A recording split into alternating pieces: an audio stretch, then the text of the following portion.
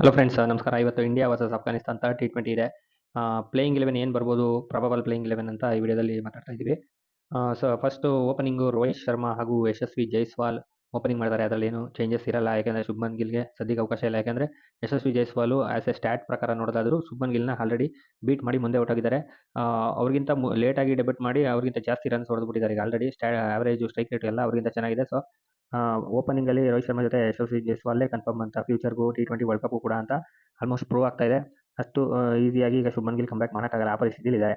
So ಈಗ third ಪೊಸಿಷನಲ್ಲಿ Virat ಕೊಹ್ಲಿನೇ ಬರ್ತಾರೆ. So ಅವ್ರಿಗೂ ಕೂಡ ಓಪನಿಂಗ್ ಸ್ಲಾಟ್ ಆಡಿಸ್ಬೋದು ಅಂತ ಒಂದು ರೋಹಿತ್ ಶರ್ಮಾ ಹಾಗೂ ರಾಹುಲ್ ದ್ರಾವಿಡ್ ಇಂಟ್ ಕೊಟ್ಟಿದ್ರು. ಅದು ವರ್ಲ್ಡ್ ಕಪ್ಪಲ್ಲಿ ನೋಡಬೇಕಾಗುತ್ತೆ ಏನಾಗುತ್ತೆ ಅಂತ. ಈಗ ಸದ್ಯಕ್ಕೆ ಫಸ್ಟ್ ಅವನು ವಿರಾಟ್ ಕೊಹ್ಲಿ ಆಡ್ತಾರೆ. ಫೋರ್ತ್ ಪೊಸಿಷನಲ್ಲಿ ಶಿವಮ್ ದುಬೆನೇ ಆಡ್ತಾರೆ. ಯಾಕಂದರೆ ಆಲ್ರೆಡಿ 2 ಮ್ಯಾಚಲ್ಲೂ 60 ರನ್ಸ್ ಹೊಡೆದ್ಬಿಟ್ಟಿದ್ದಾರೆ, ಒಂದೊಂದು ವಿಕೆಟ್ ತೆಗೆದಿದ್ದಾರೆ. ಸೊ ಸಕ್ಸಸ್ ಆಗಿದೆ ಅವ್ರದ್ದು ಒಂದು ಪರ್ಫಾರ್ಮೆನ್ಸು. ಅದಕ್ಕೆ ಅವರು ಅಲ್ಲೇ ಕಂಟಿನ್ಯೂ ಮಾಡ್ತಾರೆ ಫೋರ್ತ್ ಪೊಸಿಷನಲ್ಲೇ. ಮತ್ತು ವಿಕೆಟ್ ಕೀಪರ್ ಆಗಿ ಜಿತೇಶ್ ಶರ್ಮಾ 2 ಮ್ಯಾಚ್ ಆಡಿದ್ದಾರೆ. ಒಂದು ಮ್ಯಾಚ್ ಚೆನ್ನಾಗಿ ಆಡಿದ್ದಾರೆ, ಒಂದು ಮ್ಯಾಚ್ ಔಟ್ ಆದರು, ಡಕ್ಔಟ್ ಆಗಿಬಿಟ್ರು. ಬಟ್ ಈ ಮ್ಯಾಚ್ 3ನೇ ಮ್ಯಾಚ್ ಯಾರು ಸಂಜು ಸ್ಯಾಮ್ಸನ್ಗೆ ಅವಕಾಶ ಕೊಡಬೇಕು ಇವರು, ಇಲ್ಲ ಸಂಜು ಸ್ಯಾಮ್ಸನ್ಗೆ ಒಂದು ಅವಕಾಶನೂ ಕೊಟ್ಟಂಗೆ ಆಗಲ್ಲ ಸೀರೀಸಲ್ಲಿ. ಸೊ ನನ್ನ ಪ್ರಕಾರ ಸಂಜು ಸ್ಯಾಮ್ಸನ್ಗೆ ಒಂದು ಅವಕಾಶ ಕೊಡ್ತಾರೆ ಈ ಮ್ಯಾಚಲ್ಲಿ ಅಂತ ಅನಿಸುತ್ತೆ.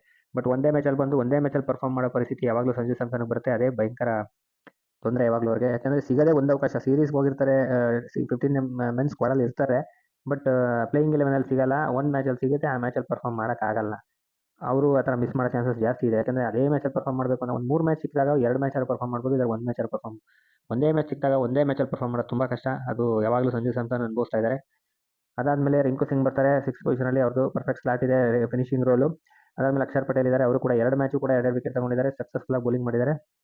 ಅವರು ಕೂಡ ವರ್ಲ್ಡ್ ಕಪ್ ಒಂದು ಪಾರ್ಟಿಸಿಪೇಟ್ ಆಗೋಕ್ಕೆ ಕಾಯ್ತಾ ಇದ್ದಾರೆ. ವರ್ಲ್ಡ್ ಕಪ್ಪಲ್ಲಿ ಅವ್ರಿಗೆ ಆಲ್ಮೋಸ್ಟ್ ಚಾನ್ಸ್ ಅವ್ರಿಗೂ ಪಕ್ಕ ಆಗುತ್ತೆ. ಅದಾದಮೇಲೆ ವಾಷಿಂಗ್ಟನ್ ಸುಂದರ್ ಪರ್ಫಾರ್ಮೆನ್ಸ್ ಇಲ್ಲ, ಬಟ್ ಆದ್ರೂ ಆಲ್ರೌಂಡರ್ ಆಗಿ ಬೇಕಾಗಿರೋದ್ರಿಂದ ಅವ್ರನ್ನ ಕಂಟಿನ್ಯೂ ಮಾಡ್ಬೋದು ಅಂತ ನಮ್ಮ ಪ್ಲೇಯಿಂಗ್ 11 ಅನ್ಕೊಂಡಿದ್ವಿ. ಅದಾದಮೇಲೆ ರವಿ ಬಿಷ್ಣೋಯಿ ತುಂಬ ರನ್ಸ್ ಕೊಟ್ಬಿಟ್ಟಿದ್ದಾರೆ ಆ್ಯಸ್ ಎ ಸ್ಪಿನ್ನರ್ ಆಗಿ. ಸೊ ಕುಲ್ದೀಪ್ ಯಾದವ್ ಬೆಂಚಲ್ಲಿದ್ದರು, ಸೊ ಅವ್ರಿಗೂ ಒಂದು ಅವಕಾಶ ಸಿಗ್ಬೋದು, ಕುಲ್ದೀಪ್ ಯಾದವ್ ಆಡ್ಬೋದು ಅಂತ ಈ ಮ್ಯಾಚ್ 3ನೇ ಮ್ಯಾಚ್ ಅಂತ ನಾನು ಅನ್ಕೊಂಡಿದ್ದೀನಿ. ಅದು ಬಿಟ್ಟರೆ ಹರ್ಷದೀಪ್ 2 ಮ್ಯಾಚ್ ಸಖತ್ತಾಗಿ ಬೌಲಿಂಗ್ ಮಾಡಿದ್ದಾರೆ. ಅಗೇನ್ ಈ ಮ್ಯಾಚ್ ಕೂಡ ಅವರು ಕಂಟಿನ್ಯೂ ಮಾಡ್ತಾ ಇದ್ದಾರೆ, ಯಾಕಂದರೆ ವರ್ಲ್ಡ್ ಕಪ್ಗೆ ಹರ್ಷದೀಪ್ ಬೇಕಾಗಿದೆ. ಯಾಕಂದರೆ ಒಳ್ಳೆ ಡೆತ್ ಓವರ್ ಸ್ಪೆಷಲಿಸ್ಟ್ ಆಗಿದ್ದಾರೆ ಹರ್ಷದೀಪು. ಸಖತ್ತಾಗಿ ಕಂಟ್ರೋಲ್ ಮಾಡ್ತಾರೆ, ಯಾರ್ಕರ್ಸ್ ಹೊಡಿತಾರೆ. ಸೊ ಅದರಿಂದ ಅವರು ರನ್ನ ಕಂಟ್ರೋಲ್ ಮಾಡ್ತಾರೆ. 90th ಅಥವಾ 20th ಓವರ್ ಎಲ್ಲ ಚೆನ್ನಾಗಿರುತ್ತೆ ಬೌಲಿಂಗು. ಸಿರಾಜು, ಬುಮ್ರಾ ಅಂತವರಿದ್ದಾಗ ಪ್ಲೇಯಿಂಗ್ 11 ಅವಕಾಶ ಸಿಗೋದು ಕಷ್ಟ. ಸಿಕ್ಕರೆ ಕೊಟ್ಟರೆ ಹರ್ಷದೀಪ್ಗೆ ಕೊಡ್ತಾರೆ ಅಂತ ನಮ್ಮ ಅಭಿಪ್ರಾಯ. ಅದು ಬಿಟ್ಟರೆ ಮುಖೇಶ್ ಕುಮಾರ್ 2 ಮ್ಯಾಚ್ ಆಡಿದ್ದಾರೆ. ಅವರು ಅಂತ ಏನು ಅದ್ಭುತವಾದ ಪರ್ಫಾರ್ಮೆನ್ಸ್ ಇಲ್ಲ, ಆ್ಯಾವ್ರೇಜ್ ಇದೆ. ಅವ್ರ ಬದಲು ಆವೇಶ್ ಖಾನ್ ಬೆಂಚಲ್ಲಿದ್ದರು 2 ಮ್ಯಾಚಿಂದ. ಸೊ ಆವೇಶ್ ಖಾನ್ಗೆ ಸಿಗ್ಬೋದು ಈ ಮ್ಯಾಚಲ್ಲಿ ಅಂತ ಅನಿಸ್ತಾ ಇದೆ.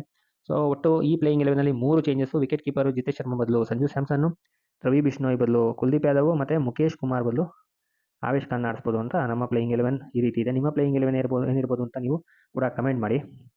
ಜೊತೆಗೆ ರೋಹಿತ್ ಶರ್ಮಾ ಅವರು ಲಾಸ್ಟ್ ಮ್ಯಾಚಲ್ಲಿ 53 ಪಂದ್ಯಗಳು ನಾಯಕನಾಗಿ ಆಡಿ 41 ವಿನ್ಗಳನ್ನ ಮಾಡಿಸಿರೋ ಕ್ಯಾಪ್ಟನ್ ಆಗಿ ರೆಕಾರ್ಡ್ ಮಾಡಿದರು. ಅಂದರೆ ಧೋನಿ ಅವರ ರೆಕಾರ್ಡ್ನ ಸಮ ಮಾಡಿದರು.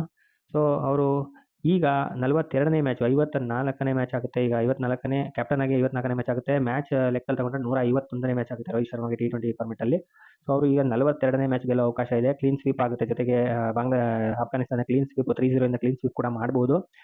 ಜೊತೆಗೆ 42ನೇ ಮ್ಯಾಚ್ ಗೆದ್ದಂಗಾಗುತ್ತೆ. ಇದರಿಂದ ಇಂಗ್ಲೆಂಡ್ನ ಇಯಾನ್ ಮಾರ್ಗನ್ ಅವರು 42 ಮ್ಯಾಚ್ಗಳನ್ನ ಗೆದ್ದಿದ್ದಾರೆ as a captain. Babar Azam ಕೂಡ 42 ಮ್ಯಾಚ್ ಆಸ್ ಎ ಕ್ಯಾಪ್ಟನ್ ಗೆದ್ದಿದ್ದಾರೆ. ಈಗ ಆಲ್ರೆಡಿ ಕ್ಯಾಪ್ಟನ್ಶಿಪ್ ಹೋಗಿದೆ, ಇನ್ನು ಬಾಬರ್ ಅಜಮ್ ಕತೆ ಮುಗೀತು, ಅಲ್ಲಿ ಇನ್ನು ರೆಕಾರ್ಡ್ಸ್ ಕಂಟಿನ್ಯೂ ಆಗಲ್ಲ ಅವರು. ಇಯಾನ್ ಮಾರ್ಗನ್ ಕೂಡ ಇಲ್ಲ.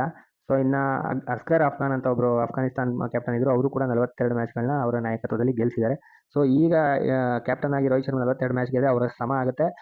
ಜೊತೆಗೆ ಇನ್ನು ನೆಕ್ಸ್ಟ್ ಮ್ಯಾಚ್ ಯಾವಾಗಲೇ ಬಂದರೂ ಅದು ರೆಕಾರ್ಡ್ ಆಗೋಗುತ್ತೆ. ಯಾರೂ ಇಲ್ಲ ಸದ್ಯಕ್ಕೆ, ಟಾಪಿಗೆ ಬಂದುಬಿಡ್ತಾರೆ ರೋಹಿತ್ ಶರ್ಮಾ ಅವರು. So as a captain Rohit Sharma ಇದೊಂದು ರೆಕಾರ್ಡ್ ಆಗುತ್ತೆ. T20 ಏನಲ್ಲಿ ಹೈಯೆಸ್ಟ್ ನಂಬರ್ ಆಫ್ ಮ್ಯಾಚು ಗೆದ್ದಂಗಾಗುತ್ತೆ. ಜೊತೆಗೆ ಇವತ್ತಿನ ಮ್ಯಾಚ್ ನಡೀತಾ ಇರೋದು ಬೆಂಗಳೂರಲ್ಲಿ. ಸಂಜೆ ಮಾಮೂಲಿ 7ವರೆಗೆ ಮ್ಯಾಚು ಶುರುವಾಗುತ್ತೆ. ಜೊತೆಗೆ ನೀವು ಸ್ಪೋರ್ಟ್ಸ್ 18ನಲ್ಲಿ ಟಿವಿನಲ್ಲಿ ನೋಡೋದಾದ್ರೆ ಸ್ಪೋರ್ಟ್ಸ್ 18ನಲ್ಲಿ ನೋಡ್ಬೋದು.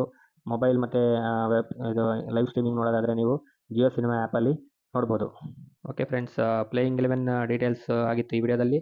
ಸೊ ವಿಡಿಯೋ ಇಷ್ಟ ಆಗಿದೆ ನಿಮಗೆ ಲೈಕ್ ಮಾಡಿ, ಚಾನಲ್ನ ಸಬ್ಸ್ಕ್ರೈಬ್ ಮಾಡಿ. ವಿಡಿಯೋ ನೋಡಿದ್ದಕ್ಕೆ ಧನ್ಯವಾದಗಳು. ಸಿಗೋಣ ಮತ್ತಷ್ಟು ಕ್ರಿಕೆಟ್ ಅಪ್ಡೇಟ್ಸ್ನೊಂದಿಗೆ ಮುಂದಿನ ವಿಡಿಯೋದಲ್ಲಿ.